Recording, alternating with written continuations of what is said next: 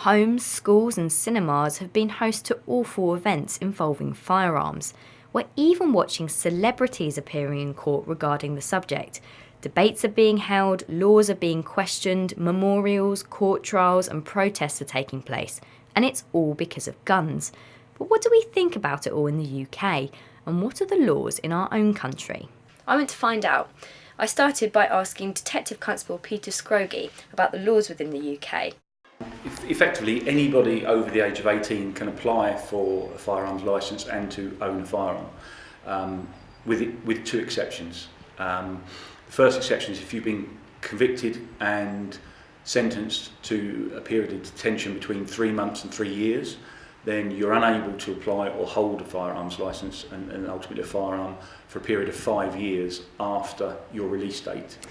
So why is it that some people enjoy firing guns? I've come to the National Rifle Association at Bisley in Surrey to find out why. There has been sensationalist press reporting, there has been inaccurate press reporting.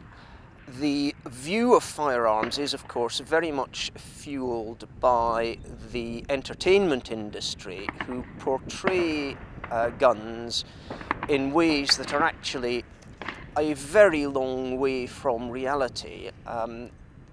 At one extreme, you have the A-team, who apparently can fire hundreds of rounds and nobody ever gets hurt.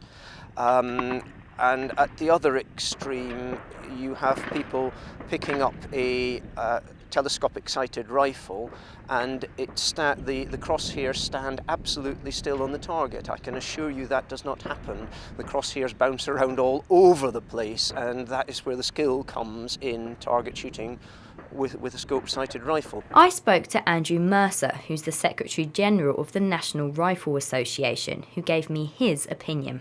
In our humble opinion, there's nothing inherently wrong about shooting. In fact, it's a discipline. There's lots of disciplines and personal attributes that are very much to be encouraged in terms of safety and responsibility.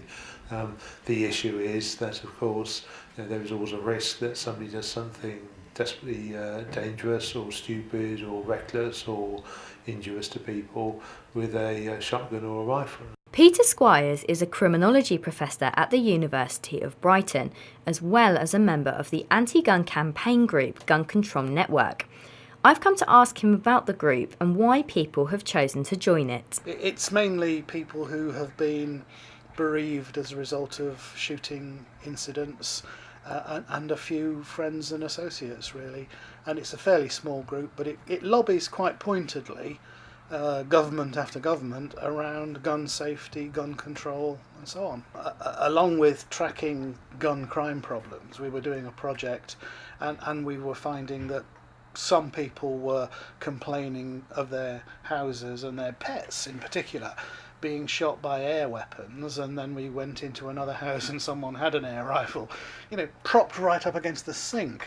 It was strange to see it like that. And they say, we need this just in case.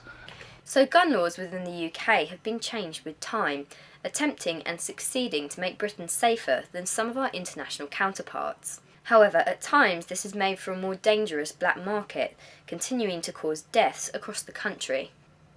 We have a tradition of shooting for sport in the UK, but perceptions of this have been altered due to criminal activity. It is clear that shooting within a controlled environment is a big draw to many, but a gun is still a lethal weapon, and within the wrong hands, this can be disastrous.